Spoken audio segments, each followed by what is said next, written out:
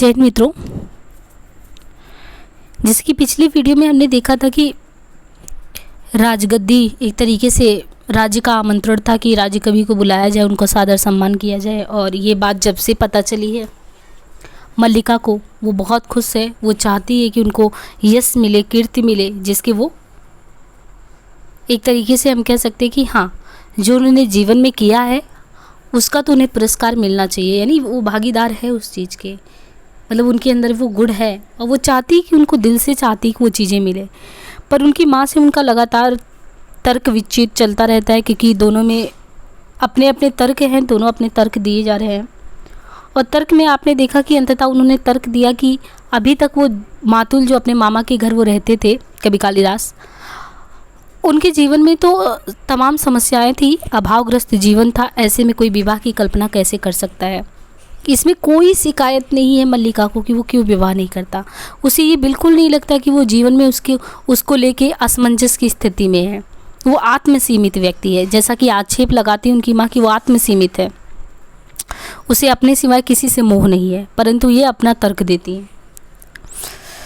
तो उन्होंने कहा, देखिए, मल्लिका ने फिर कहा, ये तुम्हारी नहीं विलोम की भाषा है। जब तुम ऐसा कह रही हो, मतलब जैसे तुम कह रही हो कि उनका जीवन जो है आत्मसीमित वो व्यक्ति हैं, तो ये तुम्हारी लैंग्वेज में तुम नहीं कह रही हो, ये लैंग्वेज है विलोम की भाषा है। विलोम ऐसा कहता है। अंबिका कहती है, मैं ऐसे व्यक्ति को अच्छी तरह समझती हूँ, तुम्हारे साथ उसका इतना ही संबंध है कि तुम एक उपादान हो जिसके आश्रय से वो अपने शरीर से प्रेम कर सकता है या अपने से प्रेम कर सकता है, अपने पर वो गर्व कर सकता है। परंतु तुम क्या सजीव व्यक्ति नहीं हो? तुम्हारे प्रति उसका या तुम्हारा कोई कर्तव्य नहीं है?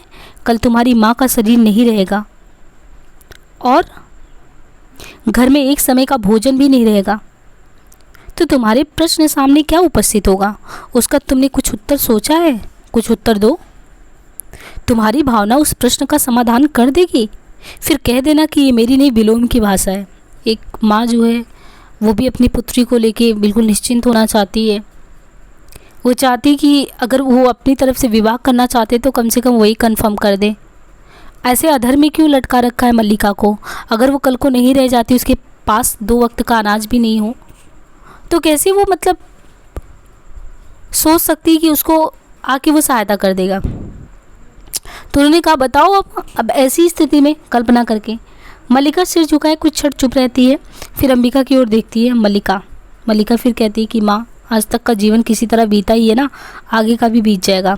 आज जब उनका जीवन एक नई दिशा ग्रहण कर रहा है, मैं उनके सामने अपने स्वार्थ की घोषणा नहीं, ये बहुत बड़ी बात है, स्वार्थ की घोषणा मैं नहीं कर सकती। मैंने कहा ना, यहीं पे आपको मल्लिका और एक मल्लिका का प्रेम और साथ ही साथ कवि कालिदास की द्वंद्वात्मक जीवन तो है ही, पर एक जब वो जाते हैं और वहाँ पे जाके विवाह कर लेते हैं प्रियंगु मंजरी से, तो आपको लगेगा स्वार्थ लिप्त। यानी वो व्यक्ति जिस पे आक्षेप लगाए थे इनकी माँ ने, वो कहीं ना कहीं उसका वशीभूत तो नहीं हो गया? क्योंकि ये जो स्वार्थ और त्याग, ये देखिए त्याग की मूर्ति, ये अपने स्वार्थ की घोषणा नहीं कर सकती, नहीं तो वो कभी भी नहीं भेजती उनको। पर इसने स्वार्थ की घोषणा नहीं की, अपनी माँ से लगातार तर्क करके उनको अनुत्तरित की, पूरी तरीके से समर्पण, 100% समर्पण की बात। बाहर से मातुल के शब्द सुनाई देते हैं। मातुल भी ग्राम का निवासी है, उसका शब्द सुनाई देता है। मातुल, अंबिका, वो बुलाती है, अंबिका, घर में हो कि नहीं अंबिका और मल्लिका ढेउड़ी की ओर देखती हैं। मातुल अस्त व्यस्त सा आता है। मातुल उसका मामा होता है। मातुल कवि कालिदास का मामा होता है, गांव का ही माँ वो भी है। हो घर में हो कि नहीं? मैं आज सारी ग्राम में घोषणा करने जा रहा हूँ कि मेरा इस कालिदास नाम का जो व्यक्ति है, घारी जीव से कोई संबंध नहीं है। मल्लिका, क्या हुआ? अरे मातुल, मैंने इसे पाला पोसा बड़ा किया क्या इसी दिन के लिए कि ये इस तरह कुलद्रोही बने? मल्लिका, परंतु उन्हें तो सुना है राजकीय ओर से सम्मानित किया जा रहा है, उज्जैनी से कोई आचार्य आए हैं। मातुल, यही तो कह रहा हूँ, उज्जैनी से कोई आचार्य आए हैं। मल्लिका, परंतु आप तो कह रहे। मातुल, मैं ठीक कह रहा हूँ, आचार्य कल ही से अपने साथ उज्जैनी ले जाना चाहते हैं। मल्लिका, किंतु? मातुल, 2 रथ, 2 रथवा और 4 अश्वरोही उनके साथ है। मैं तुमसे नहीं कहता था अंबिका कि हमारे प्रपितामह के एक दोहित्र का पुत्र गुप्त राज्य की ओर से शकों से युद्ध कर चुका है। अंबिका, तुम अपने भागने की बात कर रहे थे। मातुल, उसी की बात कर रहा हूँ अंबिका। तुम समझो कि एक तरह से राज की ओर से हमारे वंश का सम्मान किया जा रहा है और वे वंश वतंस कहते हैं। मुझे ये सम्मान नहीं चाहिए। यानी वो कह रहे हैं अपने, मतलब मातुल कह रहे हैं कवि कालिदास को कि ये व्यक्ति, हमें हमारे वंश को इतना बड़ा सम्मान मिल रहा है और वो सम्मान लेने के, आप देखिए कि सम्मान के लिए भी मना करते हैं। कालिदास ऐसे हैं कि वो सम्मान उन्हें नहीं चाहिए, उन्हें जीवन में पैसा नहीं चाहिए। वो सृजन कर रहे हैं किसी चीज़ का, तो सृजनशीलता की उनके अंदर तत्व है। वो लोभ के वशीभूत होकर नहीं कर रहे हैं चीज़ों को, तो वो मना कर रहे हैं। लेकिन मातुल कह रहा है कि देखो, जब एक सम्मान मिल रहा हो तो भाई सम्मान मिलेगा तो पूरे परिवार को सब कुछ अच्छा मिलेगा ना, इस जीवन से निकल के बहुत अच्छा जीवन होगा, सुखद जीवन होगा, ऐसी वो कल्पना करते हैं। परंतु भाई जब सम्मान लेने वाला ही नहीं जाएगा तो कौन सी सुखद जीवन की कल्पना। कहते ये जो है ना उतारू है वंशावतंस करने पर। कहते हैं कि मुझे ये सम्मान चाहिए ही नहीं। मल्लिका सहसा उठकर खड़ी हो जाती है। मैं राजकीय मुद्राओं से कृत होने के लिए नहीं हूँ। कह रहे हैं कि मैं राजकीय मुद्राओं से कृत होने के लिए नहीं हूँ, ऐसा कभी कालिदास अपना तर्क देते हैं। उत्तेजना में एक कोने से दूसरे कोने तक वो टहलता है और बोलता जाता है। मल्लिका कुछ क्षण विस्मित सी खड़ी रहती है। मल्लिका, वे राजकीय सम्मान को स्वीकार नहीं करना चाहते। मातुल, मेरी समझ में नहीं आता है कि इसमें क्रय विक्रय की क्या बात है। सम्मान मिलता है तो ग्रहण करो, नहीं कविता का मूल्य ही क्या। वो कहते हैं, मतलब कवि कालिदास का तर्क है कि मैं इसको, जैसे ये लोग आए हैं तो अगर ये मुझे लेके जाएंगे दरबार में तो मेरे, भले ही मेरा वो सम्मान करेंगे, परंतु कहीं ना कहीं वो सम्मान के चक्कर में ना मेरी जो ये सृजनशीलता है या जो मेरा अपना मैं कृत कर रहा हूँ या जो लिख रहा हूँ, इस सम्मान के आगे वो चीज़ क्रय विक्रय में, यानी बेचने और लेने देने में तब्दील हो जाएगा। और मैं कभी भी सम्मान का मोहपास होके ये चीज़ नहीं करना चाहता कि मैं सम्मान का सौदा करूं। एक वाकया आपने सुना होगा, प्रेमचंद जी, नहीं आपने देखा होगा जयशंकर प्रसाद जी को भी उनकी कोई रचनाएं थी और कोई व्यापारी आया था एक बार, तो उस व्यापारी ने भी कहा था कि मैं इसका अच्छा खासा सौदा करना चाहता हूं, अगर आप तैयार हो, और आप जितना कहेंगे आपको मैं उतना देने के लिए तैयार हूँ। आप वहाँ पे देखते हैं कि जयशंकर प्रसाद जी भी उसको डांट के भगा देते हैं। कहते हैं कि आप मेरे प्रशंसक हैं तो मुझे अच्छी बात लगी है, प्रशंसक होना तो मैं बिल्कुल सर आँखों पे रखता हूँ, पर अगर आप मेरी जो साहित्य, जो मेरी एक पूजा है, उसका आप सौदा कर रहे हो तो ये कदापि बर्दाश्त नहीं। मैं इसको मन से, चित्त से अपने लिखता हूँ, इसका सौदा करने के लिए नहीं लिखता हूँ। तो ऐसा वाक़या था। तो जब कोई साहित्यकार लिखता है ना, उसके पीछे बहुत बड़ी, उसके खुद के जीवन का एक लगन होता है लिखने का, या खुद जीवन का सोउद्देश्य होता है जिसको वो कभी तोलना नहीं चाहता है, क्योंकि मूल्यों से तोलने के बाद उस तरीके से आप लिख नहीं सकते, समाज की वो सेवा कर नहीं सकते। साहित्यकार हमेशा, आपने देखा होगा कि साहित्यकार बहुत हद तक जीवन की विषम परिस्थितियों से, आर्थिक कठिनाइयों से जीता रहा है, क्योंकि वो कभी भी सौदेबाजी नहीं करता। हर एक क्षेत्र में आप सौदेबाजी कर लो, साहित्यकार के साहित्य की सौदेबाजी अक्सर आपको देखने को नहीं मिलेगी। वरना लगातार आपने बहुत बड़े से बड़े साहित्यकार को जो आर्थिक तंगी और आर्थिक बदहाली से अपने जीवन को खोते देखे गए हैं। ये भी कहते हैं कि मैं सौदेबाजी नहीं करने वाला हूँ, लेकिन वही है कि मातुल लगातार ये कहता है कि सम्मान मिलता है तो ग्रहण करूँ, नहीं तो कविता का मूल्य ही क्या है। मल्लिका, कविता का कुछ मूल्य है यार मातुल, तभी तो सम्मान का भी मूल्य है। मैं समझती हूँ कि उनके हृदय में ये सम्मान कहाँ चुभता है। अंबिका कुछ सोचती सी अपनी अंशुक को उंगलियों में मसलने लगती है। अंबिका, मैं तुम्हें विश्वास दिलाती हूँ मातुल कि वो उज्जैनी अवश्य जाएगा। अंबिका कहती है कि मैं, यानी वही मल्लिका की माँ, कि वो जाएगा ज़रूर। मातुल उसी तरह टहलता रहता। मातुल, अवश्य जाएगा, वे लोग इसके अनुचर हैं जो अभी स्तुति कर रहे हैं, नहीं तो पकड़ के ले जाएंगे। अंबिका, सम्मान प्राप्त होने पर सम्मान के प्रति प्रकट की गई उदासीनता व्यक्ति के महत्व को बढ़ा देती है। तुम्हें प्रसन्न होना चाहिए कि तुम्हारा भागिने लोकनीति में निष्णात है। देखिए ये चीज़ तो बहुत अच्छा समझ में आता है अंबिका को, यानी लोकनीति की बात करें तो अंबिका अच्छा खासा समझ रखती है कि जब व्यक्ति को कभी भी आप देखो कि सम्मान मिलता है और उस सम्मान को वो बोले कि हमें सम्मान लेके सम्मान ना दीजिए, इस पैसे का आप समाज सेवा में लगा दीजिए, किसी प्रकार में सम्मान नहीं लेना चाहते हो, तो आप देखते हैं कि उस चीज़ को लगातार मतलब ये चीज़ होता है कि उस व्यक्ति ने सम्मान को नहीं लिया। तो सम्मान ना लेने पर सम्मान के प्रति निकट की गई या प्रकट की गई उदासीनता जो होती है वो व्यक्ति के महत्व को और बढ़ा देती है। यानी अगर ये सम्मान नहीं ले गए तो इनकी कवि कालिदास के महत्व और भी बढ़ जाएंगे। तुम्हें प्रश्न होना चाहिए कि तुम्हारा भागिने लोक नीति में तो निष्णात है। मातुल से ऐसा रुक जाता है। मातुल, ये लोक नीति है, तो मैं कहूँगा कि लोक नीति और मूर्ख नीति दोनों का एक ही मतलब होता है। वो फिर टहलने लगता है। जो व्यक्ति कुछ देता है, धन हो या सम्मान हो, वो अपना मन बदल भी तो सकता है, और मन बदला गया तो बदल गया। फिर वो रुक जाता है। तुम सोचो कि सम्राट रुष्ट भी तो हो सकते हैं कि एक साधारण कवि ने उनके सम्मान को स्वीकार नहीं किया। निक्षेप, वहाँ पे निक्षेप बाहर से आता है, ये अलग ग्राम पुरुष है। मातुल तो उनके, ये मातुल उनके मामा हो गए जिन्होंने पाला पोसा था।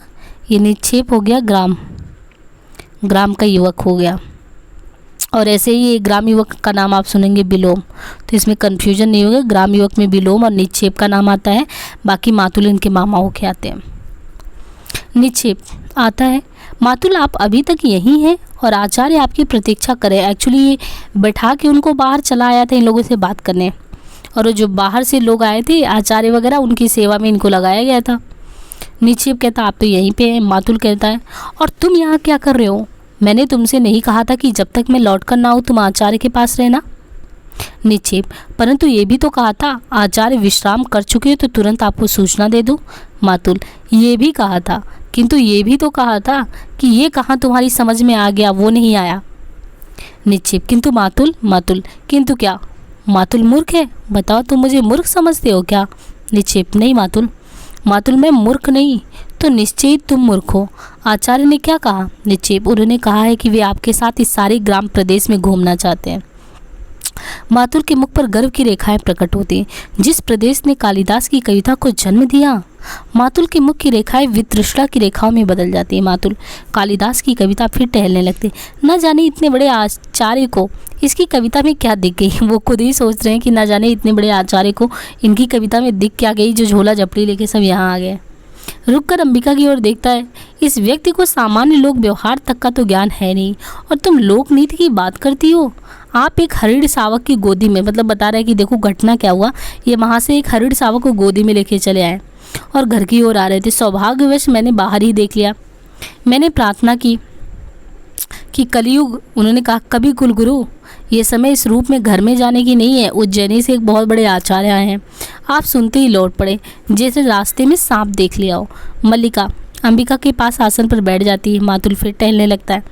मल्लिका, अंबिका फिर कहती है मल्लिका मातुल के लिए अंदर से आसन ला दो। मल्लिका उठने लगती है, परंतु मातुल कहता नहीं हम चल रहे हैं, यही बहुत ठीक है। मातुल, नहीं मुझे आसन नहीं चाहिए, आचार्य मेरी प्रतीक्षा कर रहे हैं। निक्षेप अंबिका की ओर देखकर मुस्कुराता है।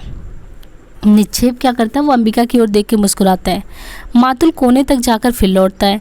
मैंने कहा कविवर, आचार्य आपको साथ उज्जैनी ले जाने आए हैं, राज की ओर से आपका सम्मान होगा। रुक जाता है। सुनकर रुककर जलते अंगारे जैसी दृष्टि मुझ पर डाले, और ये बता रहा कि क्या क्या वाकया हुआ जब मैं उनसे मिला और उनको समझाया तो वो कैसे भड़के। उन्होंने कहा कि मैं राज की मुद्राओं से कृत होने के लिए नहीं हूँ। ऐसा कहा जैसे राज की मुद्राएं आपकी बिरहा में घुली जा रही हों, और चल दिए। मेरे लिए धर्म संकट खड़ा हो गया है कि अनुनय करता हुआ आपके पीछे पीछे मैं आऊँ या अभ्यागतों को देखूं। अब इस निक्षेप से मैंने कहा आचार्य के पास बैठे रहो, और ये धूरहीन चक्र की भांति मेरे पीछे पीछे चला आया। निक्षेप, किंतु मातुल मैं तो समाचार देने आया था ना। उतने पे रुक जाता है। मातुल, और मैं समाचार देने के लिए तुमसे धन्यवाद करता हूँ। बहुत अच्छा किया, अभ्यागत वहाँ अकेले बैठे और आप मुझे समाचार सुनाने अंदर चले आए। अब इतना कीजिए कि वे कविकुल शिरोमणि जहाँ भी हों, मतलब उनको ताने मार के कह रहे हैं, उनको कविकुल शिरोमणि यानी इनको कवि कालिदास को जहाँ भी हो ना, उन्हें ढूंढ कर लेके आओ। बाहर की ओर चल देते। मेरा कर्तव्य कहता है कि जैसे भी हो उसे आचार्य के सामने प्रस्तुत करें, और मन कहते हैं कि उसे जहाँ देखूँ वहीं चोटी से पकड़ कर। उन्होंने कहा मुझे तो ये लगता है कि आचार्य के सामने प्रस्तुत करूँ, एक तरफ मेरा मन, नहीं तो दूसरी तरफ तो मन करा जहाँ मिले वहीं पिटाई कर दे, और चला जाता है। निक्षेप मातुल का तीसरा नेत्र हर समय खुला रहता है। निक्षेप ने कहा, मातुल का तीसरा नेत्र हर समय खुला रहता। मल्लिका, परंतु कालिदास इस समय है कहाँ? निक्षेप, कालिदास इस समय जगदम्बा के मंदिर में है। मल्लिका, आपने उन्हें देखा है? निक्षेप, हाँ देखा है। मल्लिका ने पूछा, परंतु आपने मातुल से ये बात बताई क्यों नहीं? निक्षेप ने कहा, मैं नहीं चाहता था कि मातुल को इस बात का पता चले, वो इस समय वहाँ पहुँच जाए। मल्लिका ने कहा, क्यों, क्या आप भी नहीं चाहते कि कालिदास? निक्षेप, मैं चाहता हूँ कि कालिदास उज्जैनी अवश्य जाए, इसलिए मैंने मातुल का इस समय उनके पास जाना उचित नहीं समझा।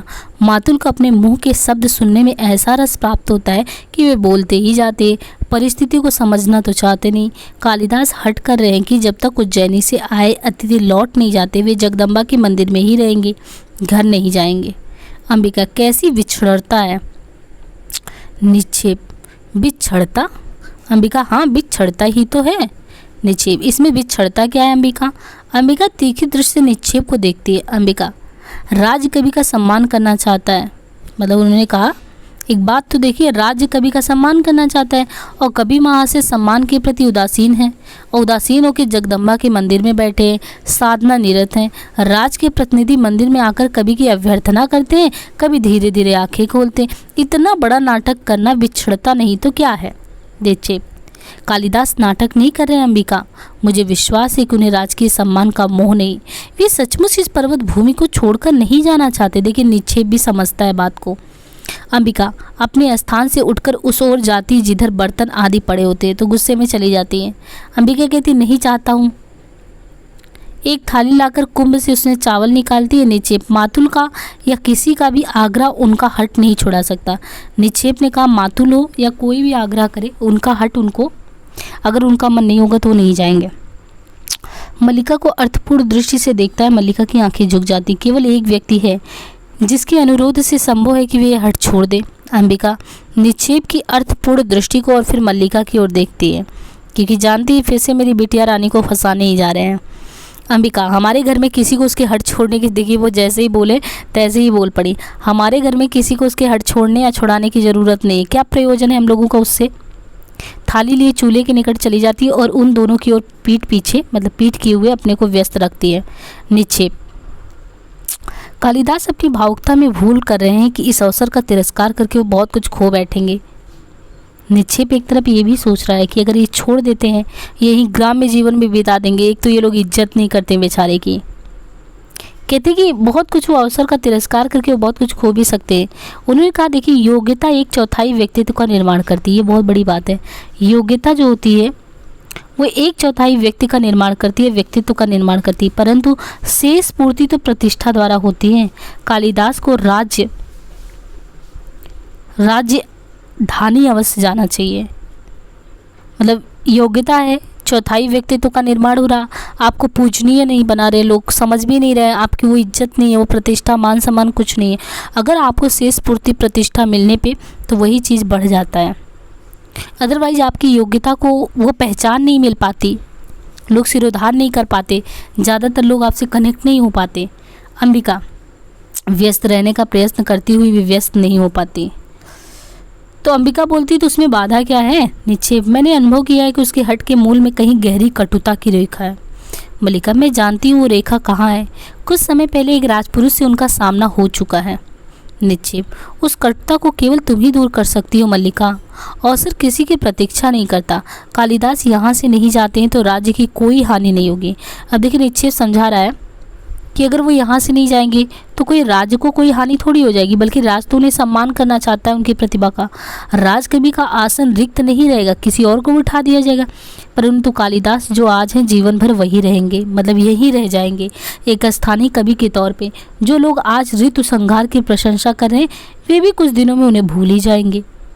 मल्लिका अपने में खोई भी उठ खड़ी होती है,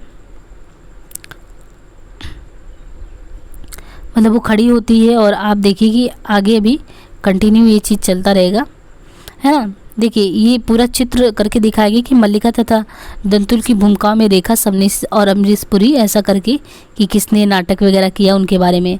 और ये पूरा देखिए दिखाया गया चित्र के माध्यम से कि कैसे नाटक वगैरह खेला गया। मल्लिका अंबिका और मल्लिका अंबिका तथा निक्षेप, उन लोगों की बातचीत कैसी चल रही है, ये सारे उनके फ़ोटोज़ के माध्यम से दिखाया। देखिए ये जैसे है ना कि अंबिका हो गई माँ, मल्लिका उनकी पुत्री, अंबिका तथा मल्लिका की भूमिकाओं में कौन कौन है, ये सारे नाटक वगैरह कालिदास तथा मल्लिका की भूमिकाओं में है ना, पूरे नाटक वगैरह खेले गए हैं ये सब।